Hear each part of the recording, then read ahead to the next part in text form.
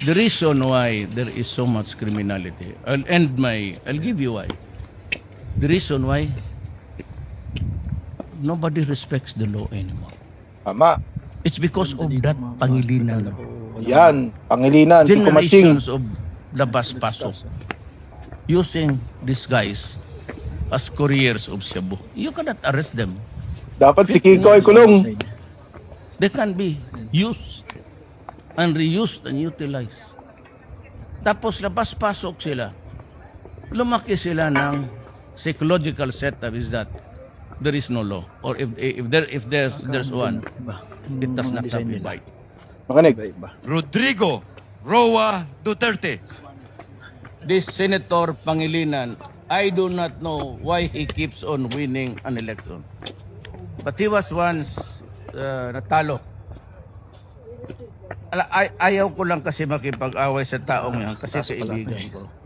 Kita yung anong Pero ang ginawa niya, noon kasi sa batas, pagka below 9 ka, wala kang kasalanan talaga. Baski anong gawin mo.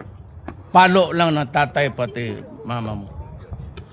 Pagka nagka 9 ka tapos 12 ka lang below, hindi ka 13, 12. Dadalhin ka sa korte. At tatanungin ka kung bakit gumawa ka ng masama. Ang ginawa ni Pangilinan, I'm so sad over this sordid history of our country. Sa inyo mga kamaster, dito na Pinasa niya yung Iceland, Juvenile Offenders Act at pinapa niya ang edad sa 15. Pagdating mo ng Makapag-request naman tayo, 15, labas naman tayo kasi wabaski sobrang anong drin gawin na mo, tayo sa trabaho. patayin mo yung Talagang stress na patay ka tayo dyan, mga magpalaw kamaster. ka ng Kaya mga babae, lumabas na naman tayo. whatever the crime, Dito robbery sa with homicide, Iceland. robbery with rape with homicide, kung anong Iceland, mga kasalanan mo, master. pagdating ng nanay Ay, mo, bundok nila ibigay doon ka sa mga balik sa kamaster. kanya. Talagang nag-iiyay Isang doon sa araw kabila. lang. Ayan no, ang batas na ginawa ni Pangilinan. Tignan yung ginawa ng loko-loko doon yan. mga kamaster. You know, it is good Kaya, to sobrang copy lamig. legislations of Talaga naman. developing countries.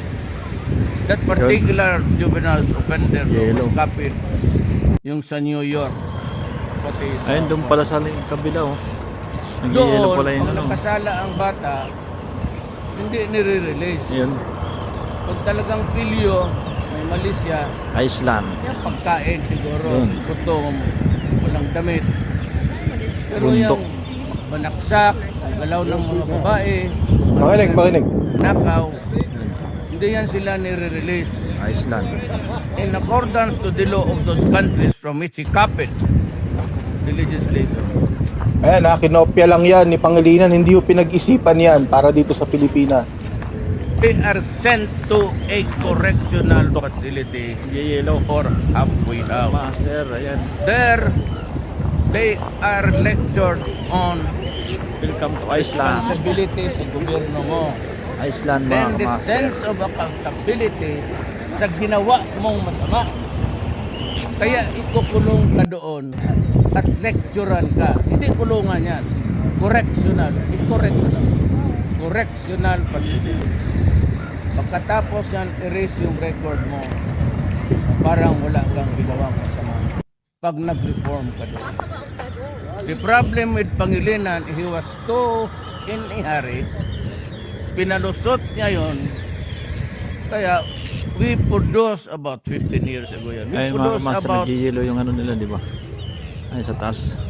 5-6 Yung bundok generations Sa of Iceland. people who committed crimes and released on the same Lalakad-lakad day lang tayo dito, mga irrespective kamaster, of the gravity of the Pag-repress offense. tayo, maalis yung stress Pagka- natin. Ako, mawalang galang na dapat dito kay Pangilinan. Ikulong ito eh. Siya may kagagawan yan eh. Sa, ano, yung Tignan mga nyo yung kamaster. nangyari kanina. Sa May tingin ko ng mga comment kabataang sangkot sa barilan.